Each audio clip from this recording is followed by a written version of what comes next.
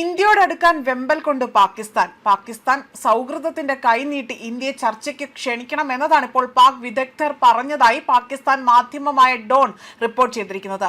അയൽ രാജ്യമായ ഇന്ത്യയുമായും അഫ്ഗാനിസ്ഥാനുമായുള്ള ബന്ധം മെച്ചപ്പെടുത്തുന്നതിന് പാകിസ്ഥാൻ ഇപ്പോൾ ഈ നയതന്ത്ര ഇച്ഛാശക്തി ഉപയോഗിക്കണം എന്നതാണ് ഈ ഒരു പത്രത്തിലൂടെ തന്നെ ഇവർ പ്രസ്താവിക്കുന്നത്.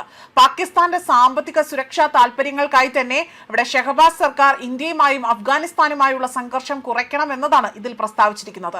സ്വന്തം താല്പര്യങ്ങളിൽ വിട്ടുവീഴ്ച ചെയ്യാതെ തന്നെ പാകിസ്ഥാൻ വീണ്ടും ഇന്ത്യക്കും അഫ്ഗാനിസ്ഥാനും സൗഹൃദത്തിന്റെ കൈ നീട്ടണമെന്നും നിലനിൽക്കുന്ന എല്ലാ പ്രശ്നങ്ങളും പരിഹരിക്കണമെന്നതിനും ഇതിൽ പാകിസ്ഥാൻ ഇന്ത്യയുമായും അഫ്ഗാനിസ്ഥാനുമായും അവിടെ സംഭാഷണം വാഗ്ദാനം ചെയ്യണമെന്നതാണ് ഈ ഡോൺ പത്രത്തിലൂടെ തന്നെ വെളിപ്പെടുത്തിയിരിക്കുന്നത്.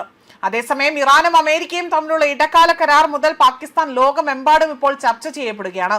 സ്വിറ്റ്സർലാൻഡിൽ വെച്ച് പാകിസ്ഥാന്റെ field marshal Asim Munir US vice president JD വാൻസുമായി തന്നെ ഒരു പരസ്യമായ സംവാദം നടത്തുകയും അവർ വലിയ രീതിയിൽ ഒരു പ്രശംസ അറിയിക്കുകയും ചെയ്തിരുന്നു.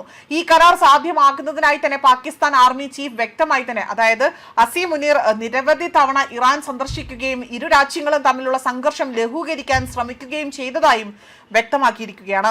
അതോടൊപ്പം തന്നെ ഇറാനും അമേരിക്കയും തമ്മിലുള്ള ഒരു മധ്യസ്ഥയായി തന്നെ പാകിസ്ഥാൻ അവിടെ തിരശ്ശീലയ്ക്ക് പിന്നിൽ പ്രവർത്തിച്ചുവെന്നും എന്നിരുന്നാൽ പോലും അവസാന നിമിഷം ഈ ഇടക്കാല കരാറിന്റെ ക്രെഡിറ്റ് ഖത്തർ തട്ടിയെടുത്തതായും ഇപ്പോൾ ഷഹബാസ് സർക്കാർ അവിടെ മഹാമനസ്കത കാണിക്കുന്നു എന്നതും ഇന്ത്യയും അഫ്ഗാനിസ്ഥാനെയും ചർച്ചയ്ക്ക് ക്ഷണിക്കണമെന്നും ഇവിടെ തർക്ക വിഷയങ്ങൾ പരിഹരിക്കണമെന്നതാണ് ഇവിടെ പറയുന്നത്. അതേസമയം തന്നെ പാകിസ്ഥാന്റെ സമാധാന ശ്രമങ്ങളെ ലോകമെമ്പാടും പ്രശംസിക്കുകയും അതിനെക്കുറിച്ചും ഈ ഒരു എഡിറ്റോറിയൽ പങ്കുവെച്ചുകൊണ്ട് ഡോൺ പത്രത്തിൽ വ്യക്തമാക്കുന്നുണ്ട്. മാത്രമല്ല ഇവിടെ US president Donald Trump Asim മുനീറിനെ തന്റെ പ്രിയപ്പെട്ട ഫീൽഡ് മാർഷൽ എന്നാണ് വിശേഷിപ്പിച്ചിരിക്കുന്നത്. ഇറാൻ നേതൃത്വവും പാകിസ്ഥാന്റെ മധ്യസ്ഥതയെ പ്രശംസിക്കുകയും ധാരണാപത്രത്തിൽ ഒപ്പുവെച്ചതിന് ഇസ്ലാമാബാദ് അംഗീകാരം നൽകുകയും ചെയ്തിട്ടുണ്ട്. മുൻപ് US പ്രസിഡന്റ് നിക്സണും ചൈനീസ് നേതാവായ മാവോയും തമ്മിലുള്ള സൗഹൃദത്തിന് മധ്യസ്ഥത വഹിക്കുന്നതിൽ പാകിസ്ഥാന്റെ പങ്കിനോട് ഡ്രോൺ ഈ ഒരു വലിയ രീതിയിൽ താല്പര്യം പ്രകടിപ്പിക്കുന്നതായി തന്നെ കാണാൻ സാധിക്കുന്നുണ്ട്. അതേപോലെ US ചൈന സൗഹൃദത്തിന് വഴി ഒരുക്കിക്കൊണ്ട് ഹെൻറി കിൻസൺ ചൈനയിലേക്ക് യാത്ര തിരിച്ചതായും അദ്ദേഹം പാകിസ്ഥാനിലേക്ക് എത്തുന്നതായി തന്നെ ഇവിടെ വ്യക്തമാക്കുകയാണ് ചെയ്തിരിക്കുന്നത്.